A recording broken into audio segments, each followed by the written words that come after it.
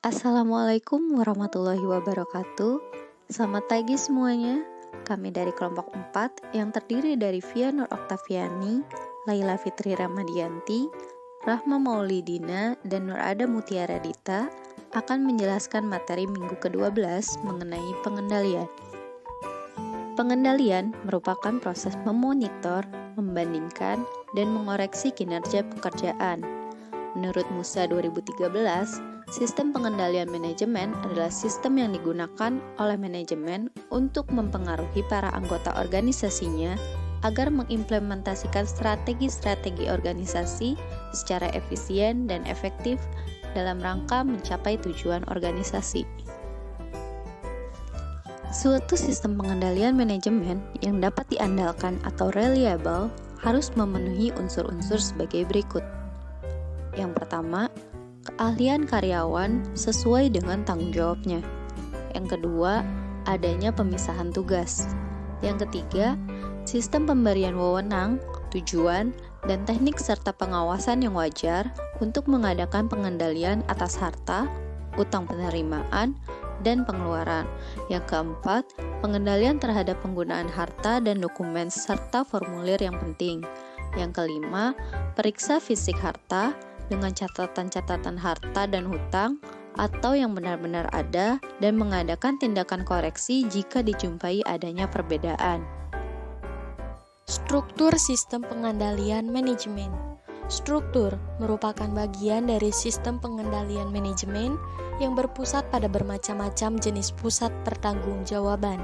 Pusat pertanggungjawaban adalah unit organisasi yang dipimpin oleh seorang manajer yang bertanggung jawab. Setiap pusat pertanggungjawaban mempunyai masukan dan keluaran. Pada dasarnya, terdapat 4 jenis pusat pertanggungjawaban menurut Sumarsan 2013, yaitu pusat biaya, pusat pendapatan, pusat laba, dan pusat investasi.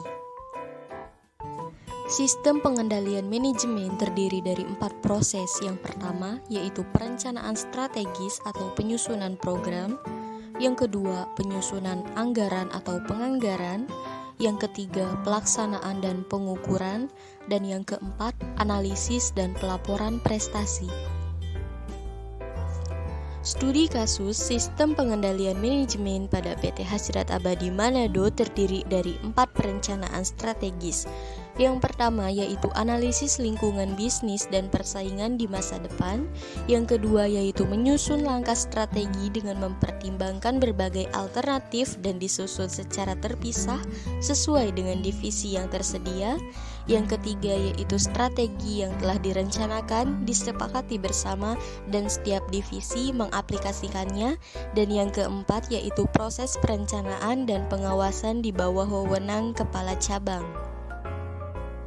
Proses penyusunan program kerja PT Hasrat Abadi Manado diperlukan 3 proses, yaitu yang pertama, menyediakan informasi yang diperlukan, seperti jumlah investasi pendapatan, yaitu revenue, dan total biaya kos yang dikeluarkan perusahaan.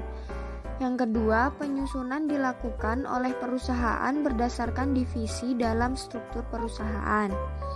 Yang ketiga, program disusun setiap tahun 2 kali per semester.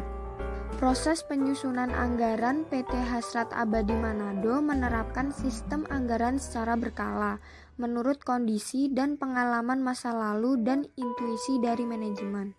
Anggaran sebuah program diajukan oleh masing-masing divisi yang diajukan kepada bagian umum dan dikeluarkan oleh bagian administrasi keuangan. Anggaran yang telah disahkan akan digunakan sebagai alat pengendalian kegiatan operasi perusahaan oleh manajemen puncak, dan para manajer pusat pertanggungjawaban akan dievaluasi dan dianalisa prestasi aktualnya berdasarkan anggaran tersebut. Dalam melakukan pembiayaan, setiap divisi dibutuhkan kerjasama dengan bagian umum dan administrasi keuangan, karena pembiayaan yang terjadi di PT Hasrat Abadi Manado melalui proses di bagian umum kemudian dikeluarkan atau dilunasi melalui bagian administrasi dan keuangan. Pelaksanaan dan pengukuran di PT Hasrat Abadi Manado yaitu rencana strategi yang sudah disepakati yang menjadi acuan bagi setiap divisi dalam pelaksanaan program. Masing-masing kepala bagian menyampaikan strateginya untuk segera direalisasikan. Manajer pada tahap ini berfungsi untuk mengontrol para karyawan dalam menjalankan tugas sesuai dengan program yang telah direncanakan sebelumnya. Kepala cabang bekerja sama dengan kepala bagian penjualan, kepala bagian administrasi keuangan, dan kepala bagian umum. Kepala bagian penjualan merencanakan strategi-strategi untuk peningkatan penjualan yang membawahi 3 kepala seksi, yaitu kepala seksi mobil Toyota yang memiliki 2 supervisor, memiliki 10-12 salesman yang bertugas dalam pencarian pelanggan. Kepala seksi CRC Toyota bertugas menangani pengaduan konsumen dalam peningkatan kepuasan pelanggan, dan kepala seksi administrasi sales yang bertugas memproses administrasi penjualan. Kepala bagian administrasi dan keuangan yang membawahi 3 kepala seksi yaitu kepala seksi keuangan, kepala seksi IT, dan kepala seksi pembukuan, serta kepala bagian umum yang membawahi 2 kepala seksi yaitu personalia dan umum. Dalam sehari, supervisor yang di bawah kepala bagian penjualan yang bertugas mengontrol para salesman melakukan meeting setiap hari di pagi hari untuk mengkomunikasikan strategi-strategi penjualan. Untuk evaluasi dan proyeksi, PT Hasrat Abadi dalam pengevaluasian program mengharuskan tiap bagian dan divisi memasukkan laporan pertanggungjawaban atau hasil kerja yang telah dicapai. Selanjutnya, laporan yang dimasukkan tersebut disampaikan kepada bagian admin. Disinilah bagian admin memiliki tugas untuk melakukan atau memasukkan input data atau laporan dari hasil kerja tiap-tiap divisi setiap harinya. Khusus bagian penjualan atau marketing, supervisor dengan masing-masing salesman melakukan meeting setiap hari di waktu sore atau setelah jam kerja untuk evaluasi.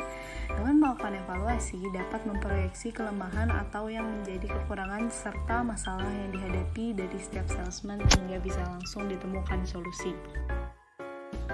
Bagaimana kinerja manajer penjualan? Manajer penjualan PT Hasrat Abadi Manado dalam meningkatkan penjualan menggunakan beberapa pendekatan dengan divisi-divisi yang dibawahinya, seperti pendekatan komisi, rapat penjualan, pemberian penghargaan, dan kesempatan berlibur yang dibiayai oleh perusahaan. Manajer penjualan atau kepala bagian penjualan yang merupakan orang pertama di bawah kepala cabang ini tentu bertanggung jawab penuh atas penjualan sehingga dijalankan sistem kontrol tenaga penjualan untuk pengukuran tingkat keberhasilan para supervisor yang membawahi salesman yang harus memenuhi target penjualan yang telah ditentukan.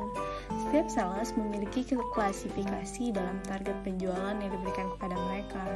Untuk sales yang telah bekerja selama 2 tahun akan dikategorikan sebagai sales senior yang diberi target 5-6 unit kendaraan. Sementara untuk sales junior yang waktu kerjanya kurang dari 2 tahun ke bawah memiliki target penjualan 3 unit kendaraan. Target penjualan dilakukan agar bisa memacu semangat dalam melakukan aktivitas penjualan. Bagaimana kesimpulan atas studi kasus ini? Sistem pengendalian manajemen pada PT Hasrat Abadi Manado pada dasarnya sudah baik karena jelasnya pembagian wewenang dan tugas pada setiap manajer maupun divisi sehingga dapat meningkatkan kinerja manajer penjualan serta kerjasama yang terjalin antar manajer dan pekerja yang dibawahinya terjaga dengan baik.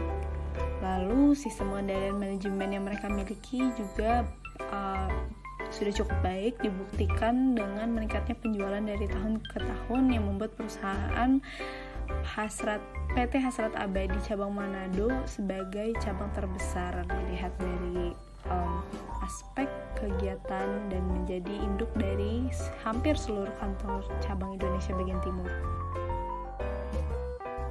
Demikian pemaparan materi mengenai pengendalian oleh kelompok 4. Mohon maaf apabila ada kata-kata yang kurang berkenan. Terima kasih. Wassalamualaikum warahmatullahi wabarakatuh.